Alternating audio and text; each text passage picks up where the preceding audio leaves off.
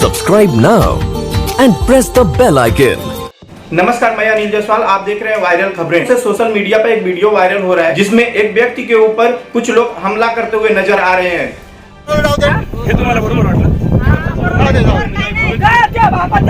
आपको बता दें कि यह व्यक्ति और कोई नहीं, पोपट घनपट आरपीआई नेता व उद्योगपति के साथ साथ समाज सेवक भी हैं, जिनके ऊपर कुछ लोग मिलकर जानलेवा हमला कर रहे हैं, जिसका उन्होंने उन लोगों के नाम एफआईआर दर्ज कराकर महाराष्ट्र सरकार से इंसाफ की गुहार लगाई। पोपट घनवट से आप एक आरपीआई के वरिष्ठ नेता भी हैं, उद्योगपति हैं। खेर पुणे में जो जमीनी विवाद में आपके ऊपर हमला हुआ, इसके बारे में आपका क्या कहना है? मैं पोपट मारुति घनवट, मैं आपको बताना चाहता हूँ कि खेर पुणे में मेरा किसी भी जमीन विवाद नहीं है, मगर कुछ पुलिस वालों ने हमारे खिलाफ में झूठे एफआईआर लॉन्च करना चालू कर दिया। और उसके ऊपर वो लोगों ने 2004 का हमारा बना हुआ चाकन का बिल्डिंग प्रोजेक्ट में, खुद बिल्डिंग प्रोजेक्ट में शशिकांत भरत चौहान ये पीआई फिरियादी हो गया, जो हमारा पुणे में जो बिल्डिंग प्रोजेक्ट 2004 में बना है, 2012 में फिरियादी हो गया। अब उसके बाद में उसने उस टाइम पे उसने मेरे बच्चों को शौक रह के 50 लाख रुपया लिया। इसके लिए उसका सीआईडी इंक्वायरी और एंटी करप्शन इंक्वायरी लगाया।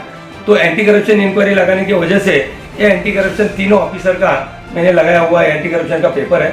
एंटी करप्शन का इंक्वायरी लगाने के बाद में फिर उनकी जो संपत्ति है करीबन 100-150 करोड़ की शशिकांत भरत चौहान पिताजी के नाम पे और औरत के नाम पे और खुद के नाम पे कुछ प्रॉपर्टियां खरीदी किया है। और वो रावेत में पुणे में बड़े बड़े प्रोजेक्ट हैं, जो प्रोजेक्ट में उन्होंने वो जो बिल्डिंगें हैं वो खड़ी की हुई है। ये ऐसी सब बिल्डिंगें खड़ी की है उसने। और ये बिल्डिंगें खड़ी करते हुए मैंने देखा कि एक क्रिमिनल टाइप का है।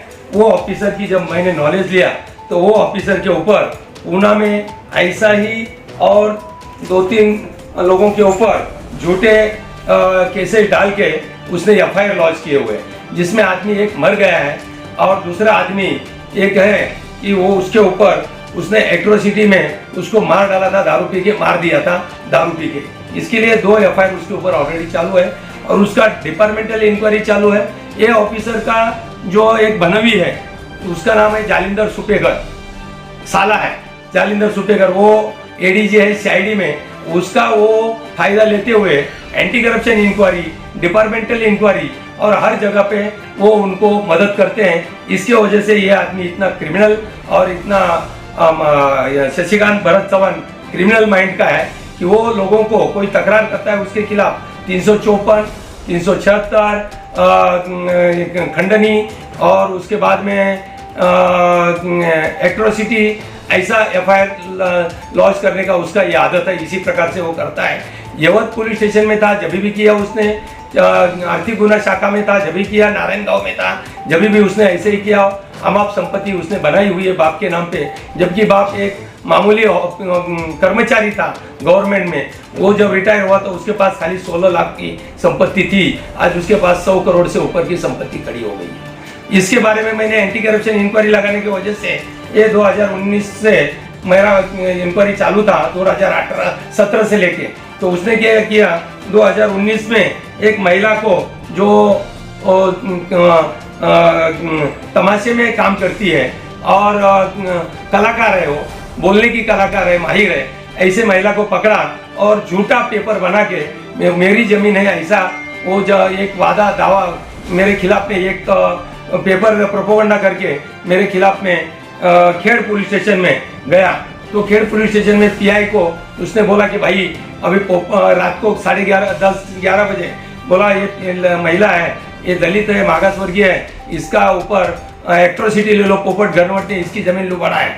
तो पीआई ने बोला उधर के खेड़ के कि भाई क्या तुम्हारे कागज दो। तो कागज देखने के बाद में बोला इसमें तो पोपट घनवट का कोई संबंध आता नहीं है, तो तुम जबरदस्ती कैसा बोलता है? नहीं बोलता है, ले लो। और लुबाड़ा है, वो औरत को जबरदस्ती पुलिस स्टेशन में बैठा के रखा, वीडियो शूटिंग लिया 2018 में। और उसके बाद में फिर वो पीआई ने वरिष्ठ को बोला, एसपी को, तो एसपी ने भी बोल दिया कि भाई उसका जो मामला है वो चाकन पुलिस स्टेशन का है, वो खेड़ पुलिस स्टेशन में उसका कुछ लेना देना नहीं है। तो वो चाकन पुलिस स्टेशन में जाओ बोला। उसके बाद में फिर वो पीआई चौधरी घर पे जाना चालू हुआ, तो शशिकांत चौहान ने वो महिला को बुला के उसके गाड़ी के सामने उसको खड़ा किया। ये पुलिस डायरी आपके सामने 2018 की है, जो मैंने 2020 में अभी जब ये उसने मेरे ऊपर प्राणघातक हमला किया तो उस दरमियान मैंने आरटीआई से निकाला हुआ ये कॉपी आपके सामने दिखाई दे रही है। क्या जमीन को विवाद को लेकर आपने शासन प्रशासन को न्याय की गुहार लगाई है? बहुत दफे उनके बारे में मैंने कंप्लेन किया। उसी टाइम पे 2018 से लेके अभी तक काफी कंप्लेन किया, लेकिन ये पुलिस अधिकारी है करके उसकी कंप्लेन का इतना इफेक्ट वो लोगों ने लिया नहीं, और उसके वजह से मेरे ऊपर प्राणघातक हमला होने का उसने करने का निर्णय किया। तो उसके पहले उसने क्या किया, जब पुलिस स्टेशन में कुछ नहीं किया तो उसने गया कोर्ट में 156(3) मेरे खिलाफ में किया उसने एट्रोसिटी गुना एफआईआर दाखिल करने का 2018 को। तो उसमें भी 2019 को जब जज साहब ने उनको पूछा न्यायालय ने कि भाई आखिर में ये आप इसके लिए ठोस पुरावा और शपथ पूर्वक पेपर दे दो, तो उसके लिए मेरे ऊपर एट्रोसिटी करने के लिए तो वो नहीं दे सका। तो उसने क्या किया, उसके बाद में उसमें उसको दिखाई दिया कि कुछ नहीं हो पा रहा है, तो उसने उस महिला को और वो लोगों को उपोषण में बैठा दिया तहसीलदार कचेरी खेड़ 2019 में। तो 2019 में जब खेड़ में बैठा दिया तो 2019 में प्रांत तहसीलदार सर्कल इंस्पेक्टर तलाटी डीवाईएसपी पीआई और रजिस्ट्रार ये सबने मिलकर देखा कि भाई ये भाई का माजरा क्या है।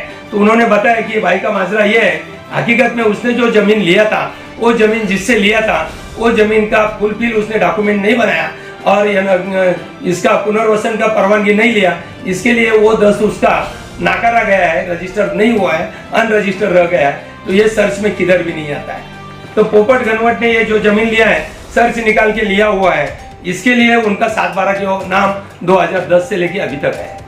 पुलिस निरीक्षक का ये शशिकांत चौहान के ऊपर आपने आरोप लगाया है कि ये मेरे साथ ऐसा षड्यंत्र रचा है। इसके लिए जो उनके पास दस्तावेज हैं और आपके पास दस्तावेज है, उसमें जो आपके जमीन के हैं उसके पास क्या पुरावा है कि ये जमीन आपकी है, उनकी जमीन नहीं है? उनके पास ये मेरे पास ये पुरावा है कि ये जमीन उनकी नहीं है, इसके लिए रजिस्टर ने ये 10 नाकारा हुआ है, परवानगी नहीं निकाला करके।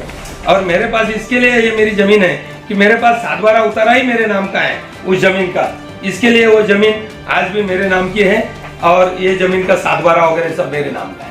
2004 के प्रोजेक्ट का जो आपका मामला विवाद चल रहा था उसमें फरियादी कौन था?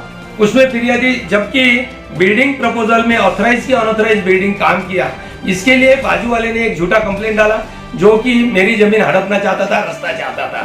मैंने उसको रास्ता मेरे जमीन में से नहीं दिया, मैं डेवलपर हूँ और मैंने किसका भी जमीन डेवलप करने को लिया तो मेरे को रास्ता किसी को देने का अधिकार दूसरे या थर्ड आदमी को नहीं है, क्योंकि जमीन मालिक दूसरा होता है और वो सोसाइटी होती है।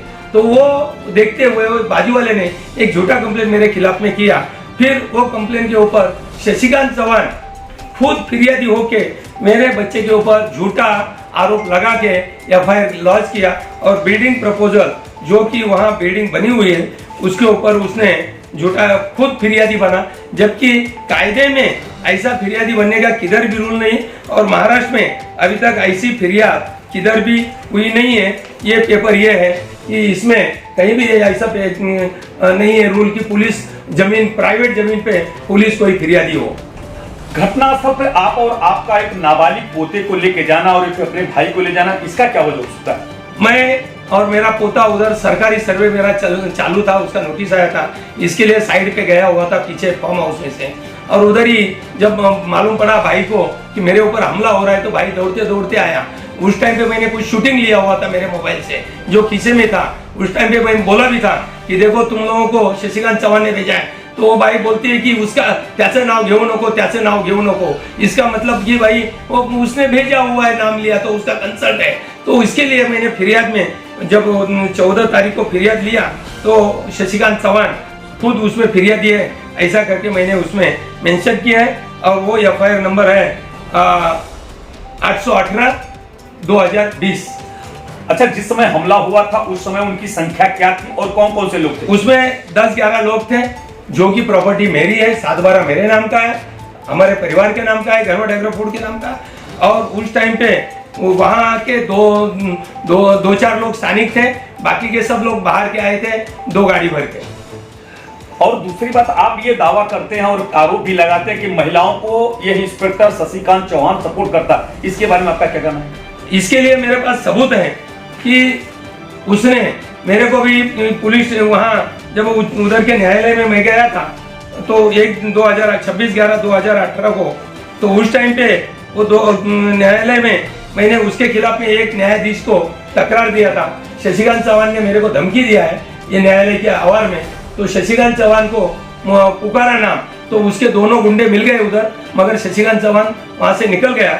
बाद में उस टाइम पे मेरे को मालूम पड़ा तो मैं पुलिस स्टेशन में उसके खिलाफ में उसी टाइम पे तकरार दे दिया कि भाई शशिकांत चौहान अमुक अमुक भाई को लेके मेरे खिलाफ में झूठा झूठा आरोप बना के कर रहा है, इसके लिए आपके पुलिस स्टेशन में मैंने तकरार दिया है, उसके ऊपर कार्रवाई करो। तो उसी टाइम पे मेरे को मालूम पड़ा कि वो पहले आया था, हम पुलिस स्टेशन, मेरे को भी वो धमकी दिया था, ऐसा वहाँ का पीआई बोला, तो वो मेरे को वो कॉपी नहीं दे पा रहा था। मैं RTI से कॉपी अभी निकाला हुआ है, उसमें साबित लिखा है 2018 को शशिकांत चौहान एक महिला को लेके पुलिस स्टेशन में रात को 10:30 11 बजे आया था, और आने के बाद में पुलिस स्टेशन में पुलिस पीआई को, वहाँ के वरिष्ठ निरीक्षक को धमकी दे रहा था, इनके ऊपर अगर नहीं लोगे तो मैं देख लूँगा, ऐसा करके पुलिस स्टेशन में धमकी दिया करके पुलिस ने उसके वहाँ के खेड़ पुलिस स्टेशन में उसकी डायरी बनाई। पोपट जी, जिस समय आप ऊपर हमला हुआ उसमें उसके आपके साथ में कौन कौन से लोग थे, कितने लोग घायल हुए, और आपकी जो गाड़ी तोड़ी गई किस समय तोड़ी गई? मेरे साथ में ऐसा हुआ उसी समय कि मेरा साथ में 7 साल का मेरा पोता था, वो पोता और मैं जा रहा था, और तब तक ये लोगों ने हमला कर दिया और वहाँ बोर्ड लगाना चालू कर दिया मेरे जमीन पे।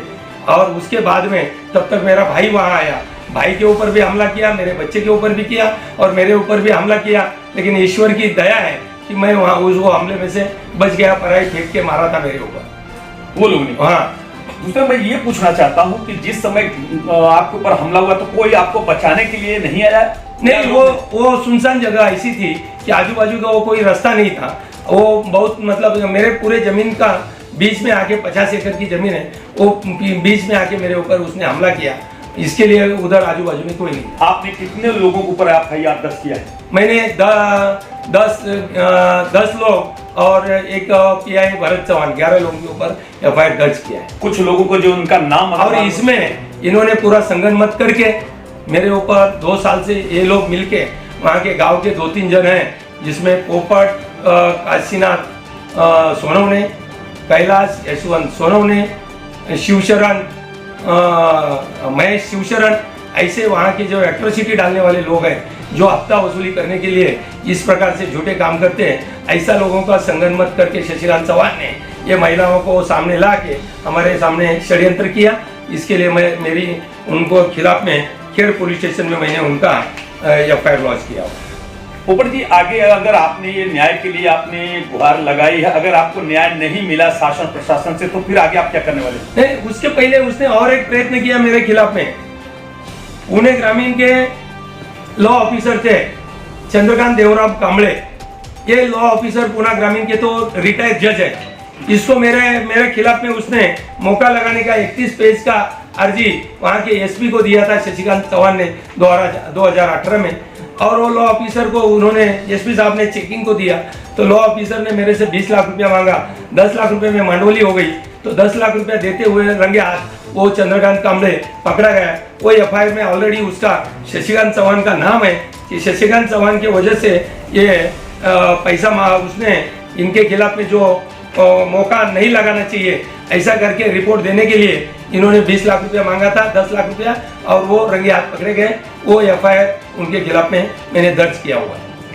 पोपट जी, आपने ये भी कहा है, ये भी आरोप लगाया है कि एक छोटी सी घर में उनके पिताजी का और शशिकांत चौहान का पालन पोषण हुआ। हाँ। उनके पास इतनी संपत्ति नहीं थी, तो इतनी संपत्ति अगर उनके पास आई है तो क्या मनी लॉन्ड्रिंग का आप उनके ऊपर जांच का आदेश कराएंगे या उसके ऊपर आपने कोई कंप्लेन किया है? आगे आप क्या करने वाले? नहीं, मैंने उनके खिलाफ में काफी कंप्लेन किया है, लेकिन पुलिस डिपार्टमेंट के कुछ अधिकारी जो कि SP एंटी करप्शन के SP है बंसोड़े, पात्रोडकर और पाटिल, इन्होंने इसका इंक्वायरी क्लोज कर दिया था। ये जो प्रोजेक्ट है इनकी, इसके लिए मैं यहाँ के जो सुनील प्रभु आमदार हैं उनके माध्यम से उनका तकरार दिया कि भाई इन्होंने ये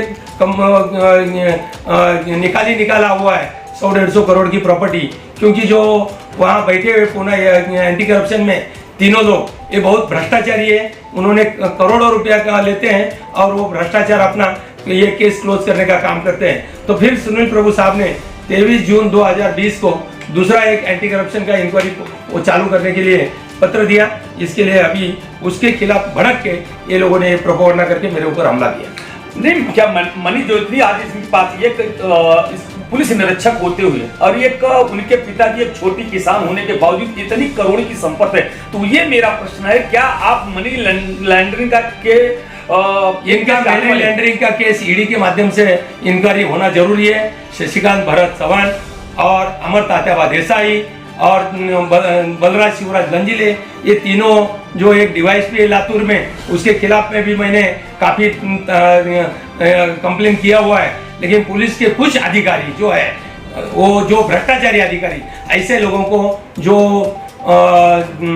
जालिंदर सुपेकर जैसे आईपीएस अधिकारी का बात दबाव में आके वो उनको मदद करते रहते हैं और उनकी जो इंक्वायरी है उनको वो लूज करते रहते हैं, ढीला ढीला करके रहते हैं। और जबकि शशिकांत चौहान का 14 करोड़ से ज़्यादा का अपसंपत्ति निकला हुआ था 400 गुना, तो भी उन्होंने बंद कर दिया हुआ है। लांजीले का मैट में हुआ है, इसकी वजह से उसका 375 गुना संपत्ति ज़्यादा है और वो भी डिक्लेयर हो चुकी है। और अमर तात्याबा देसाई जो पूना में यही धंधे ये लोग करते थे, पूना ग्रामीण में, कि वहाँ से जमीनों का वाद करने वाले के खिलाफ में झूठे एफआईआर करना, उनसे संपत्ति हड़पना और लोगों को जबरदस्ती झूठे झूठे एफआईआर में डाल देना। महाराष्ट्र के मुख्यमंत्री माननीय उद्धव ठाकरे साहब से आप क्या मांग करना चाहते हैं इस चैनल के माध्यम? मुझे आशा है गरीबों का और सही आदमियों का साथ देने वाले जो उद्धव जी हैं, जो उनके पिताजी जिन्होंने बाला साहब ठाकरे जी ने जो यहाँ का शासन को अगर सही तरीके से व्यवस्थित रखा है तो वो शिवसेना की देन है। उस माध्यम से उन्होंने शिवसेना के माध्यम से मुझे उनसे निवेदन है उद्धव जी से कि भाई इसमें खुद थोड़ा आप ध्यान देंगे तो ये तीनों ऑफिसर की कम से कम 400-500 करोड़ की आज की संपत्ति है, जो ईडी के माध्यम से इनकी अगर इंक्वायरी किया जाए तो इनको आज 1-1 करोड़ की प्रॉपर्टी सब लोगों को डोनेशन दी हुई दिखाई हुई है और इसी प्रकार के बोगस कागज बनाए हुए दिखाई दिए हैं। और इनकी जो संपत्ति होती है तो डिले करके जो वहाँ के ये रहते हैं एंटी करप्शन के ऑफिसर, वो जानबूझ के डिले करके सामने वाले से क्वेश्चन तैयार करके ये आरोप के लिए तुम पेपर बनाओ, तो झूठा पेपर बना के वो इंक्वायरी क्लोज कैसा करने का उसका पेपर डुप्लीकेट बनाते रहते हैं। धन्यवाद। Subscribe now and press the bell icon.